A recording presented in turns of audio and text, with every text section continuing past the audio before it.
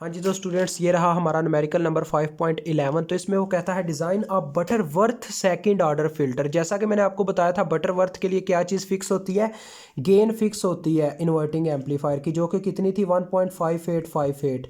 तो ये मैंने आपको बताया था थीसिस के अंदर, तो आपने ये लाजमी याद रखना है।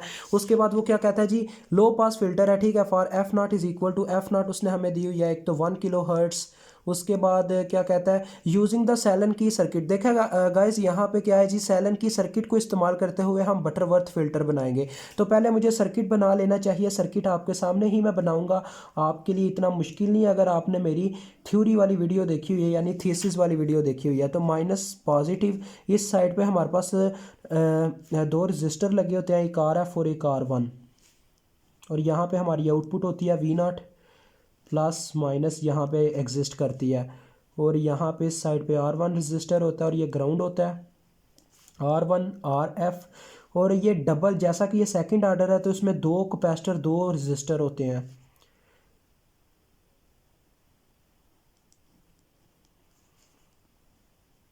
और यहाँ से इनपुट आती है। अब स्टूडेंट्स आपके सामने है कि इनपुट जो है वो कहाँ से दी जा रही है, नेगेटिव पोल की जानिब से दी जा रही है, लिहाजा पॉजिटिव पोल की जानिब से दी जा रही है। लिहाजा ये क्या है जी, ये हमारे पास एक नॉन इन्वर्टिंग एम्पलीफायर है। और वो आगे क्या कहता है जी, आपने एफ नॉट की 1 kHz तो वैल्यू इस्तेमाल करनी है। आगे कहता है using the Sallen Key circuit with equal values of C and R, यानी कि आर और सी की वैल्यू इक्वल है, यानी ये सारे रजिस्टर्स की वैल्यू इक्वल है आपस में, तो हम आर और सी से ही इन्हें प्रेजेंट करेंगे, ठीक है। तो मैंने आपको बताया था स्टूडेंट, सबसे पहले हमारे पास formula K is equal to 1 + RF/RC, RF/R1, sorry RF/R1। तो इसमें क्या करना होता है जी, जो चीज़ हमारे पास आउटपुट के नज़दीक होती है, मतलब हम आउटपुट के नज़दीक जो चीज़ होती है वो, मतलब कह लें एक हमसाया ना, हमसाए को हम ज़्यादा बेहतर जानते होते हैं जो हमारे करीबी होते हैं। जो दूर दूर के रिश्तेदार होंगे उनको हम कम ही जानते होंगे। तो ऐसे ही RF इस वोल्टेज को बहुत अच्छी तरह से समझता है, यानी कि अगर हम RF की वैल्यू में कोई चेंज लाएंगे तो उसी लिहाज से आउटपुट में भी चेंज आ जाएगा। तो इसी वजह से हम RF की वैल्यू सेट करते हैं, उस लिहाज से R1 की वैल्यू भी फिर से चेंज हो जाती है। तो देखें, मैं यहाँ पे RF की कोई ना कोई एक वैल्यू ले लेता हूँ। RF की चले मैं वैल्यू ले लेता हूँ 10 kHz, ठीक है, मैंने वैल्यू सेट कर ली। अब यहाँ पे मैं पुट करूँगा के की वैल्यू, मैंने आपको बताया था बटरवर्थ फिल्टर जब डिज़ाइन किया जाता है सेकंड ऑर्डर में तो उसकी वैल्यू फिक्स होती है 1.5858। तो लिहाजा जी ये वैल्यू फिक्स है, तो ये हम इस्तेमाल करेंगे, आपके सामने ही है, कोई इतना मुश्किल का काम नहीं है। देखें बस वैल्यू हमने पुटअप करनी है, तो 1.5858, इधर ये +1 हो रहा है तो ये इधर आके -1 हो जाएगा, उधर सिर्फ रह जाएगा RF/R1। तो देखें हमने मालूम क्या करना है, हमने R1 मालूम करना है, तो R1 इधर आ गया। और देखें जब इसमें से 1 माइनस होगा ये रह जाएगा 0.5858, तो RF के बटे में ये आ जाएगा। तो RF की वैल्यू है 10 kHz डिवाइडेड बाय 0.5858। तो यहाँ से हमें R1 की वैल्यू मिल जाएगी। तो चलिए डिवाइड करके देखते हैं, 10 डिवाइडेड बाय 0.5858। तो जी स्टूडेंट्स ये आ गया 17.07 किलो ओहम। तो अब यहाँ पे R1 तो कैलकुलेट हो गया। दूसरी चीज़ हमने क्या कैलकुलेट करनी है वो है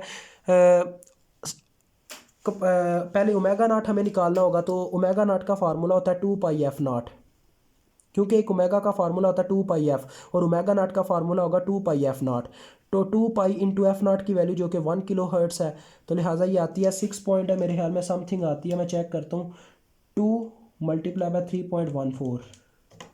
तो जी बिल्कुल 6.28 आती है, 6.28 किलो रेडियन पर सेकंड, क्योंकि रेडियन पर सेकंड इसका यूनिट होता है। ठीक हो गया जी।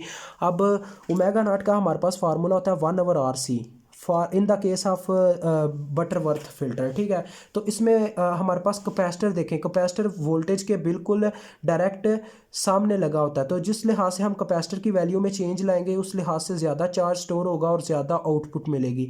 इस वजह से हम कैपेसिटर की वैल्यू कोई ना कोई सेट कर लेते हैं और उस लिहाज से इस R की वैल्यू चेंज हो जाती है। अब R1 और R में ज़मीन आसमान का फ़र्क है। ये वो वाला R है जिससे हमारा क्या होता है जी, ऑर्डर बदलता है। और ये R1 क्या है जी, ये इन्वर्टिंग और नॉन इन्वर्टिंग में काम करता है। तो यहाँ पे हम क्या करेंगे जी, कोई एक वैल्यू सेट कर लेंगे सी की चले मैं वैल्यू रख लेता हूँ 10 माइक्रोफैरड। कुछ भी रख सकते हैं, आप पे मर्ज़ी पे डिपेंड करता है, अब जैसे आपकी रिक्वायरमेंट है। तो यहाँ पे अगर मैंने आर की वैल्यू फाइंड आउट करनी है तो मैं इनको रिप्लेस कर लूँगा, आर उधर चला जाएगा और ओमेगा नॉट बटे में आ जाएगा 1/ओमेगा नॉट c। बस वैल्यूज़ पुट करने की देर है, तो आर इज़ इक्वल टू देखें 1 डिवाइडेड बाई ओमेगा नॉट कितना है जी हमारे पास, ओमेगा नॉट है हमारे पास 6.28 के, और कैपेसिटर की वैल्यू है 10 माइक्रो। बस वैल्यूज़ पुट हो गई, यहाँ से आर की वैल्यू निकल आएगी। अब मैं निकाल के आपको बताता हूँ कितनी वैल्यू आती है। तो स्टूडेंट्स ये मेरे पास आ रहा है 0.16 किलो ओहम। अगर आप इसको किलो में नहीं लिखना चाहते तो आप इसको ये लिख सकते हैं 159 ओहम।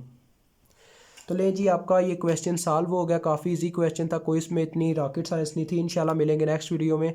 तो अभी मुझे इजाज़त दें। अल्लाह हाफिज़, अस्सलाम वालेकुम।